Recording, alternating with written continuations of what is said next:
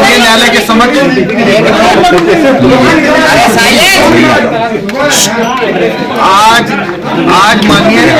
आज माननीय न्यायालय के समक्ष सुनवाई हुई। आज माननीय न्यायालय के समक्ष सुनवाई हुई। माननीय न्यायालय ने सुनवाई करते हुए मिस्टर सिब्बल को क्रेडेंशियल पे अटैक किया। सिब्बल ने और उसका हम लोगों ने रिप्लाई दिया है और उसके बाद से शेल कंपनियों के बारे में भी मिस्टर तुषार मेहता ने सब चीज एक्सप्लेन किया। हम लोगों ने भी एक्सप्लेन किया।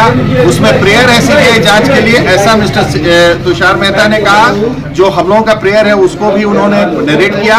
उसके बाद जो है सेकंड जो मैटर था जिसमें इसका हेमंत सोरेन का विधायकी का मैटर है, हम लोगों ने कहा कि वो इलेक्शन कमीशन के पास अभी तत्काल पेंडिंग है।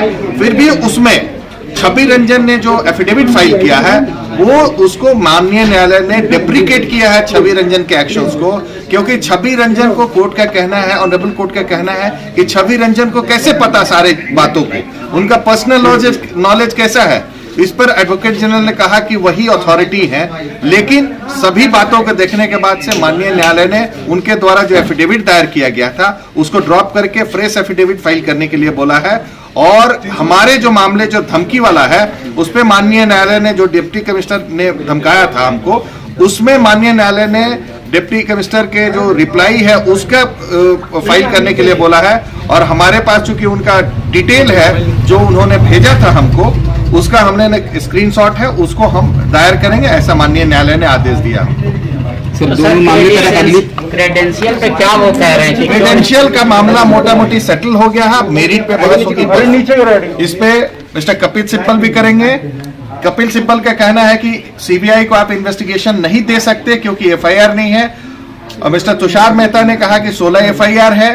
तो देन ऑनरेबल ये मिस्टर सिब्बल ने कहा कि रिकॉर्ड पे नहीं है। तो तीसरा पीआईएल जो है मिस्टर दुबे का, वो मामला भी अब टैग हो गया, चूंकि वही मामला 2019 का है, ये 22 और 21 का मामला है। तो अब ये तीनों मामले जो है ये क्लियर हो गया कि 16 एफआईआर हुए थे, उसके बेसिस पर ही ईडी ने रेड किया है। और मिसेस पूजा सिंघल का जो यहाँ से रेड हुआ था, काफी जो रिकवरी हुई है। कुछ शेल कंपनियों के बारे में मिस्टर तुषार मेहता साहब ने पॉइंट आउट किया था, it's better not to disclose, लेकिन क्या है कि उसमें वो चूंकि माननीय न्यायालय के समक्ष है और सील कवर में है, इन्वेस्टिगेशन चल रहा है और अब जो है इस पर मेरिट पे बहस होगी। तीनों मामले अब एक साथ हो गए, तीनों, हालांकि ऑनरेबल कोर्ट ने कहा है कि तीनों मामले साइड बाय साइड ये होंगे, लिस्ट होंगे, लेकिन क्या है कि बहस तो तीनों में होगी। एफआईआर वाली बात मंगलवार सर ये एफआईआर वाली बात कह रहे हैं, इसको थोड़ा सा क्लियर समझाइए। एफआईआर का मामला होता है कि कभी भी सीबीआई को हैंडओवर होता है तो इन्वेस्टिगेशन होता है किसी भी एफआईआर का। आज के दिन में ऑनरेबल हाईकोर्ट के समक्ष जो है जो तीसरा पीआईएल है उसमें 16 एफआईआर है, उसके बारे में रिप्लाई भी दिया था और सील कवर में राम विनोद सिन्हा का स्टेटमेंट भी दिया था, जिसमें क्लियर है कि